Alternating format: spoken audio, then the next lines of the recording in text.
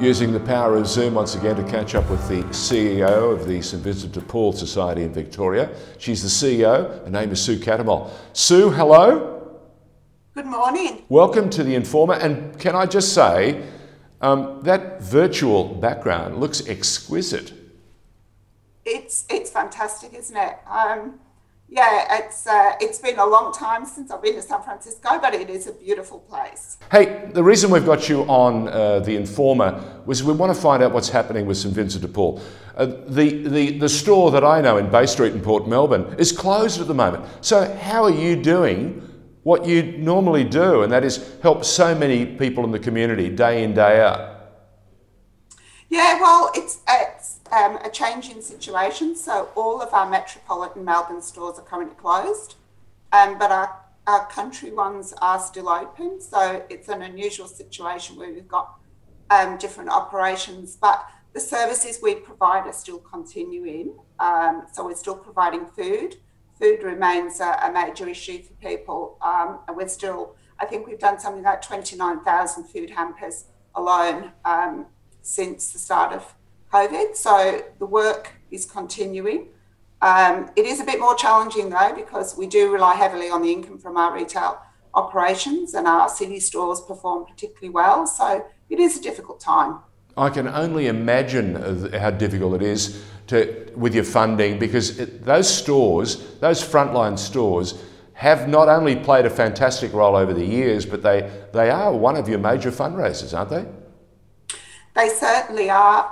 They contribute significantly to the operations of the society, but also importantly, we provide a lot of support out of their shops. So people that can't afford to buy expensive goods can buy from our shops, and also we do give out vouchers for people to be able to go and purchase things, clothes or blankets or those sorts of things. So people are not able to access those either, but certainly we do have a lot of revenue comes from those stores.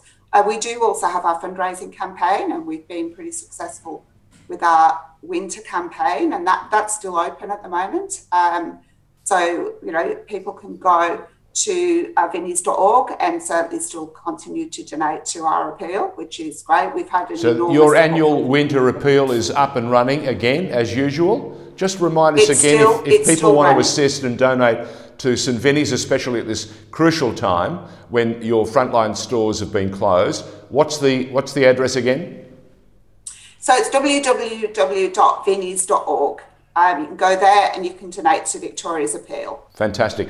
Speaking of appeals, I noticed last week, which was Homelessness Week, you reached out to the federal government and said to them, hey, we need to think about social housing and we need to spend some money. What was the figure that you threw out at them?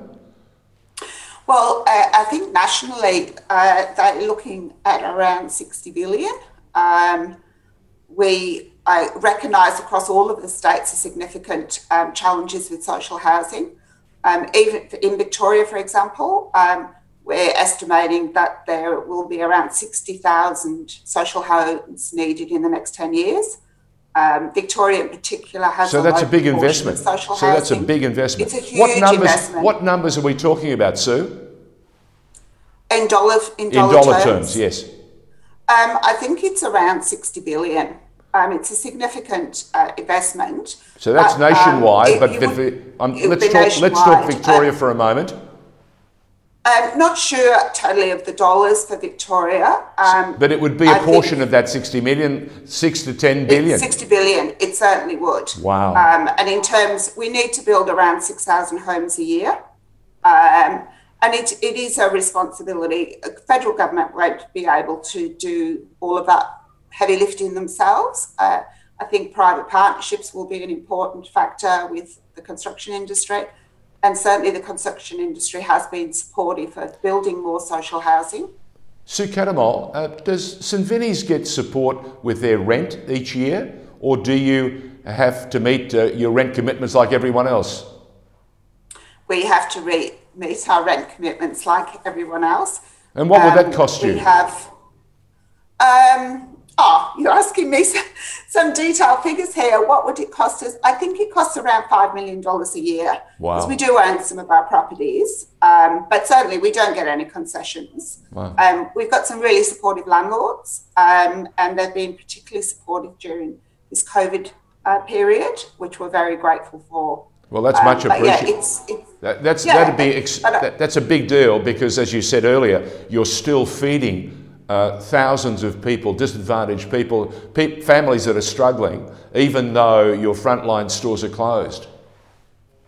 We are, but we've been, as a charity, we've been in operation for 165 years. Wow. In Victoria. So we're not, we do have funds that we've saved up over the time, which we're using to support people.